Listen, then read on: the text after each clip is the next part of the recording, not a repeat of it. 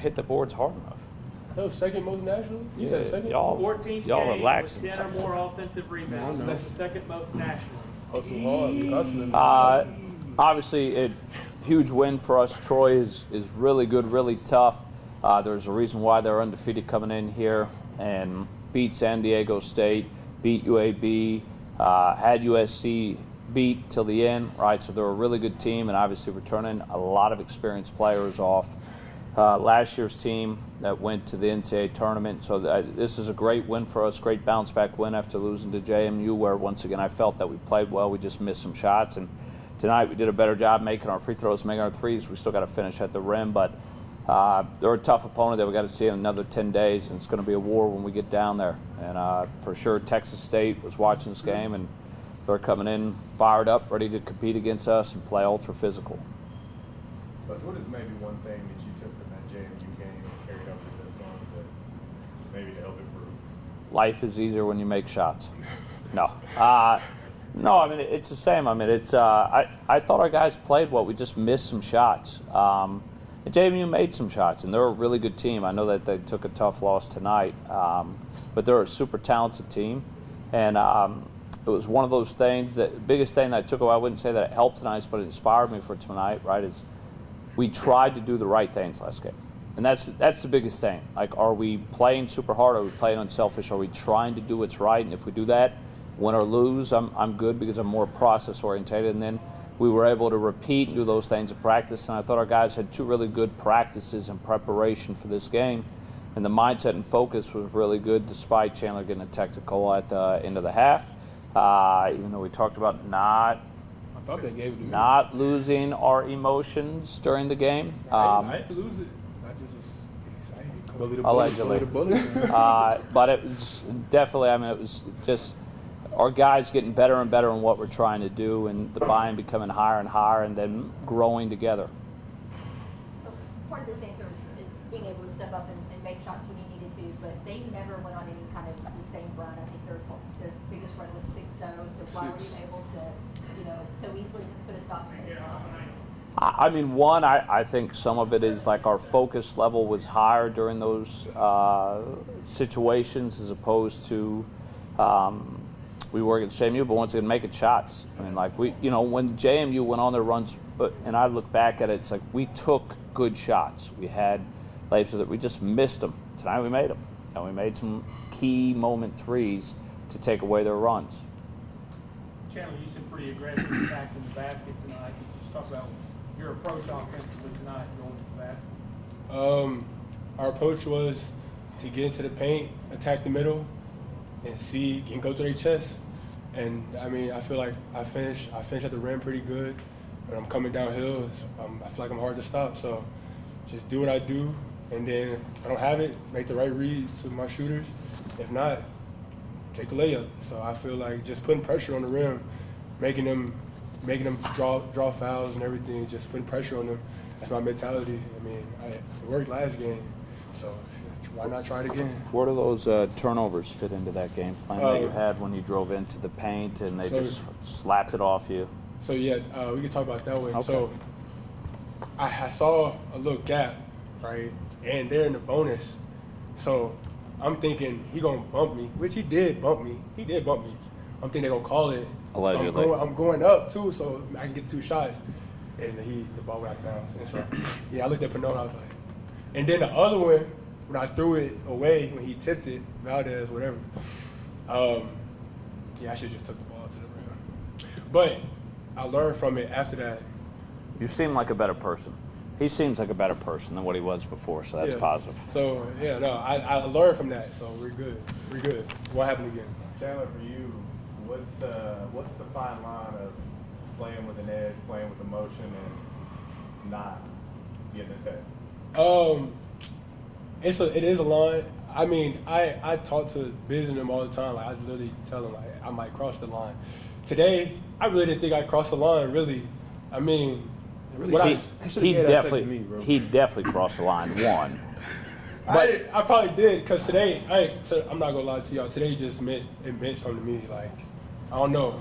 I just I don't like them. Like, we don't even know them to begin with. We all knew we're a new team, and they say they don't like us. I mean, we just found out who they were, saying we don't like us. I don't like that. You don't even know who you are, so you want to talk, you got to back it up. And so you get on the court, it's me and you, mano a mano. So. Yeah. They're a really good team. It's really tough. And I think anytime you play a super physical team with emotion, it's going to get chippy. They got chippy, we got chippy. Mm-hmm. And it's like for Chandler, one of the biggest things is, in the recruiting process was him realizing he's a big-time player on the floor. And so if we have to deal with some techs here and there because he's playing with passion and emotion, that breathes into his confidence of realizing he's extremely hard to guard, we're going to live with that every day of the week. And, we talked about that at halftime. Yeah, we're going to live with that for what he's bringing for us. And, for me, I'm so happy to see him playing with a smile on his face, because in the recruiting process for Chandler, a big part of it was like, we're going to make basketball fun. And he's having fun, and when he's going in practice, usually when he's talking he's playing really well, so we're going to live with that. He doesn't really talk when he ain't playing well. Oh, it won't happen again. No more text, Coach. I'm sorry. Allegedly. Christian, for you, just what was your approach? What was working for you offensively tonight? My approach was to just be aggressive and to make the right reads. I tried not to force anything tonight, just let the game come to me, get to the open spaces, and just knock my shots down. Christian, what would you say made the difference near the end of the first half? You guys went on a run there, pushed it to 13 and a half. I mean, just playing with intensity, Like, we lost the last game. We didn't like that taste. So this game, we just wanted to come out just fired up, and I just felt like it carried us through the whole game. Coach, was this the most zone you guys have played defensively all year?